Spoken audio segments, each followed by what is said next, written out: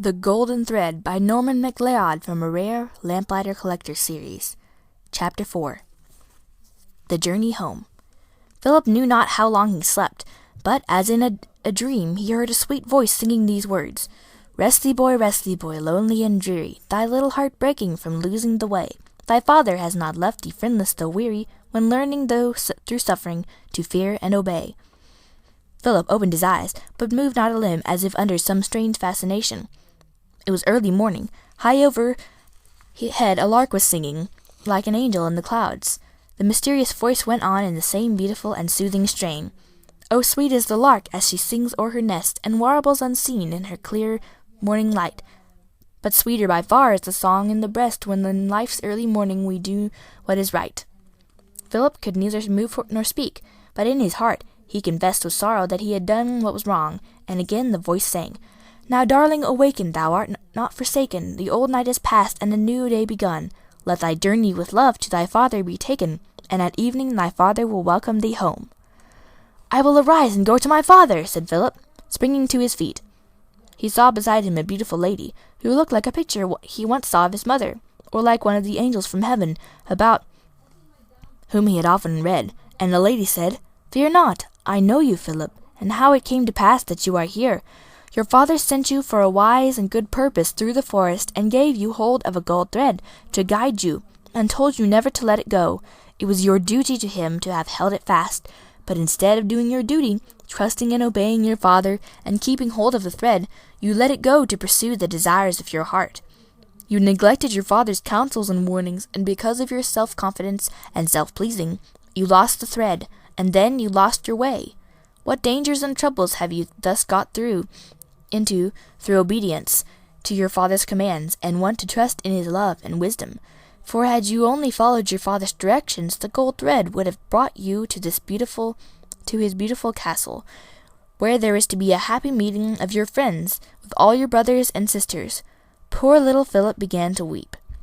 Listen to me, child, said the lady, kindly, for you cannot have peace but by doing what is right. Know, then, that all your brothers and sisters made this very journey by help of the gold thread, and they are at home with great joy.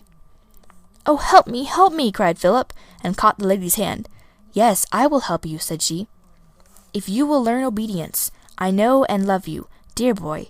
I know and love your father, and have been sent by him to deliver you. I heard what you said and know all you did last night, and I was very glad that you proved in trial your love to your father, your love of truth, and your love of others, and this makes me hope all good of you for the future. Come now with me. And so the beautiful woman took him by the hand. The storm had passed away, and the sun was shining on the green leaves of the trees, and every drop of dew sparkled like a diamond. The birds were all warbling their morning hymns, and feeding their young ones in their nests. The streams were dancing down the rocks and through the glens. The mountains broke forth into singing, and all the trees clapped their hands with joy. Everything thus seemed beautiful and happy to Philip, for he himself was happy at the thought of doing what was right and of going home. The lady led him to a sunny glade in the wood, covered with wild flowers, from which the bees were busy gathering their honey, and she said, Now, child, are you willing to do your father's will? Oh, yes. Will you do it, whatever dangers may await you? Yes. Well, then I must tell you that your father has given me the gold thread which you lost, and he bids me again tell you, with his warm love, that if you keep hold of it, and follow it wherever it leads, you are sure to come to him at sunset. But if you let it go, you may wander on in this dark forest till you die, or are again taken prisoner by robbers. Know also that there is no other possible way of saving you, but by your following the gold thread. I am resolved to do my duty, come what may, said Philip. May you be helped to do it, said the lady. She then gave him a cake to support him in his journey. And now, child, she added, one advice more I will give you, and it was given you by your father, though you forgot it.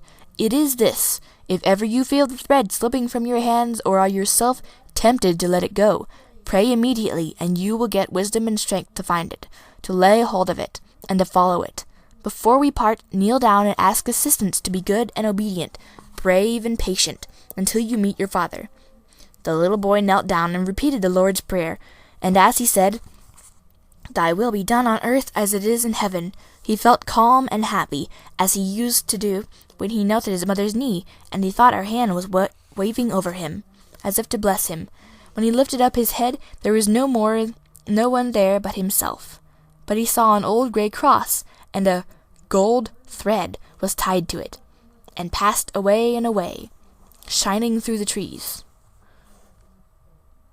With a firm hold of his gold thread, the boy began his journey home. He passed along pathways on which the brown leaves of last year's growth were thickly strewn, and from among the flowers of every color were springing. He crossed little brooks that ran like silver threads and tinkled like silver bells.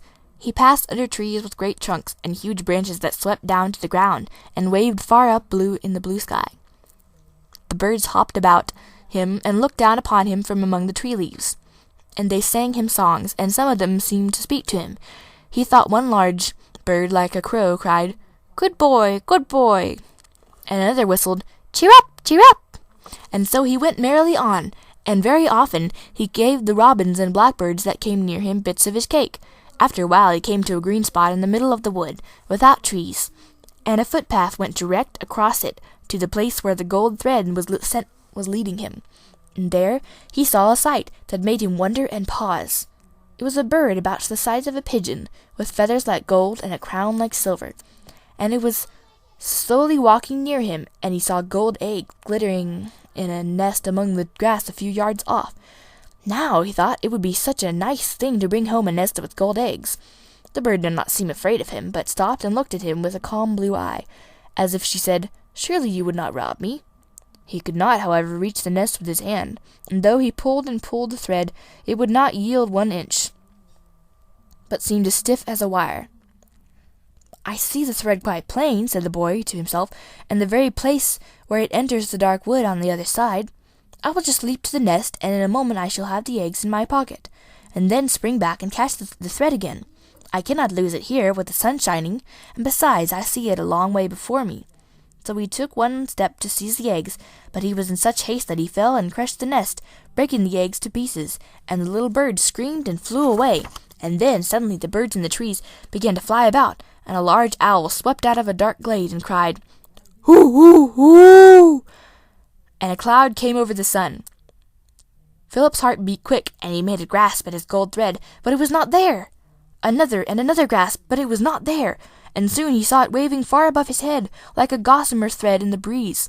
You would have pitied him, while you could not have helped him being angry with him for having been so silly and disobedient when thus tried, had you only seen his pale face as he looked above him for his thread, and about him for the road. But he could see neither, and he became so confused with his fall that he did not know which side of the open glade he had entered, nor to which point he was travelling. But at last he thought he heard a bird chirping, "Seek, seek, seek," and another repeating, "Try again, try, try." And then he remembered what the lady had said to him, and he fell on his knees and told all his grief and cried, "Oh, give me back my thread, and help me never, never to let it go again." As he lifted up his eyes, he saw the thread come slowly, slowly down, and when it came near, he sprang to it and caught it, and he did not know whether to laugh nor cry or sing. He was so thankful and happy. "Ah," said he, "I hope I shall never forget this fall." That part of the Lord's Prayer came into his mind which says, "Lead us not into temptation, but deliver us from evil." "Who would have thought," said he to himself, "that I was in any danger in such a beautiful, green, sunny place as this, and so very early, too, in my journey? Oh, shame upon me!" As he proceeded with much more thought and caution, a large crow upon a tree was hoarsely croaking, and seemed to say, "Beware, beware." "Thank you, Mr. Crow," said the boy, "I shall," and he threw him a bit of bread for his good advice. But now the thread led him through the strangest places. One was a very dark, deep ravine, with a stream that roared and rushed far down, and overhead the rocks seemed to meet. Thick bushes concealed the light, and nothing could Philip see but the gold thread that looked like a thread of fire, though even that grew dim sometimes, until he could only feel it in his hands, and whither he was going he knew not. At one time he seemed to be on the edge of a precipice, until it seemed as if the next step he must lead him over, and plunge him down, but when he came to the very edge, the thread led him quite safely along it. At another, a rock which looked like a wall rose before him, and he said to himself, "Well, I must be stopped here. I shall never be able to climb up." But as he touched it, he found steps cut in it, and up, the thread guided him to the top. Then it would bring him down, down, until he once stood again beside a raging stream, and the water foamed and dashed. "Now," he thought, "I must be drowned, but come what may, I will not let my thread go."